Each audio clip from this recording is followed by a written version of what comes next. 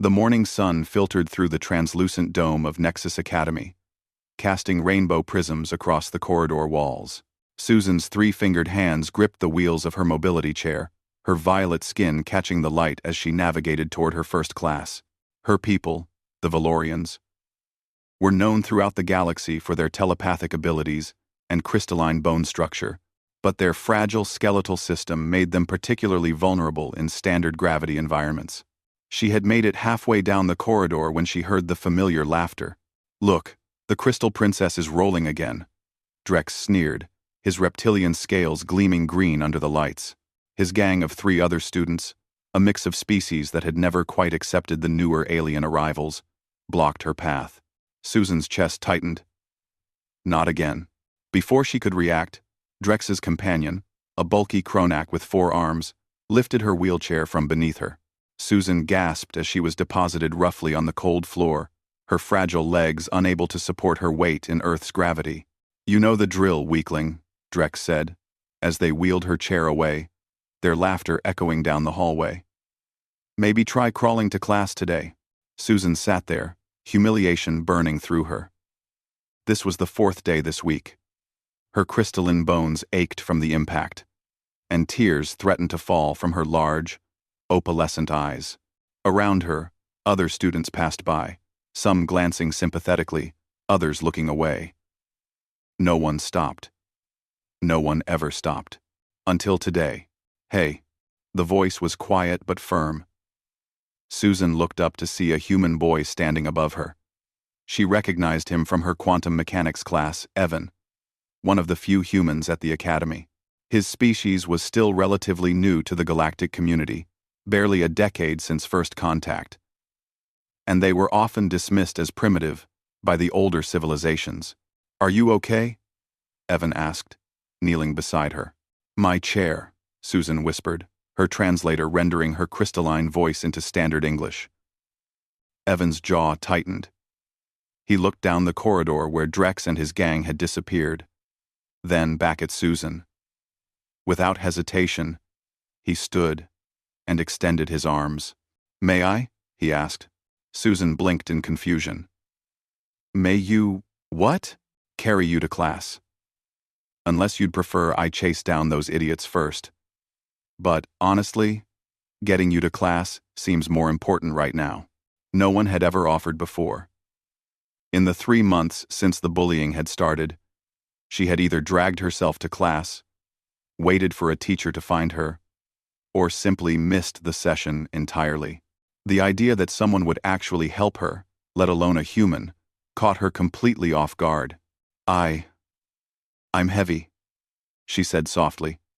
"My bone structure, the density, I'm human," Evan said, with a slight smile. "We're pretty good at carrying heavy things. It's kind of our specialty." Before she could protest further, Evan gently slipped one arm beneath her knees and another behind her back, lifting her with surprising ease. Susan gasped, instinctively wrapping her arms around his neck. She had expected him to struggle, to grunt with effort, but he held her as if she weighed nothing at all. "Which class?" he asked, already walking.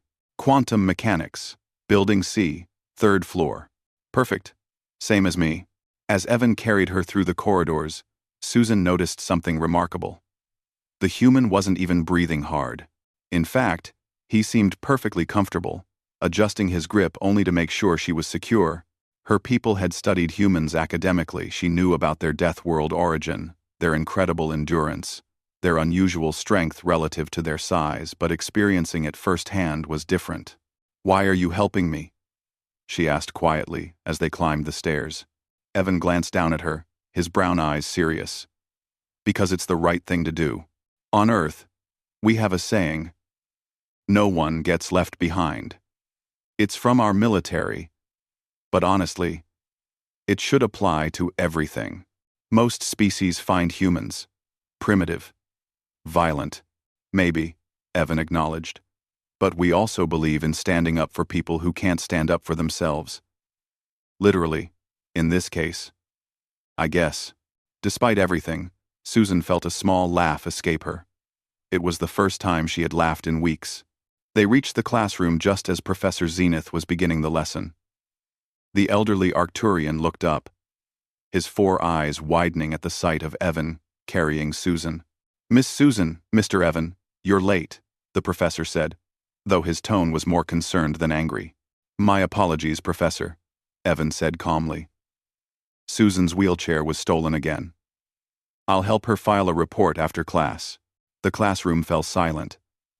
Every student turned to look. Susan felt heat rising in her violet cheeks, but Evan simply walked to her usual spot and carefully set her down in the chair. He pulled up another chair beside her, positioning himself so she could lean on him if needed. "Again?" Professor Zenith's voice had gone cold. "This is unacceptable. Miss Susan, I will personally speak to the dean immediately after this class." The day continued, but something had shifted. Evan stayed close to Susan between classes, and when it was time to move to the next session, he simply picked her up again without being asked. By the 3rd class, other students had started noticing. Some looked ashamed. Others nodded approvingly. By the end of the day, Evan had carried Susan to all 6 of her classes, up 4 flights of stairs, and across 3 buildings. He never complained once. "Thank you," Susan said, as they waited in the dean's office, her wheelchair having been recovered and the bullies facing expulsion. "You didn't have to do any of this," Evan shrugged. "Yeah, I did.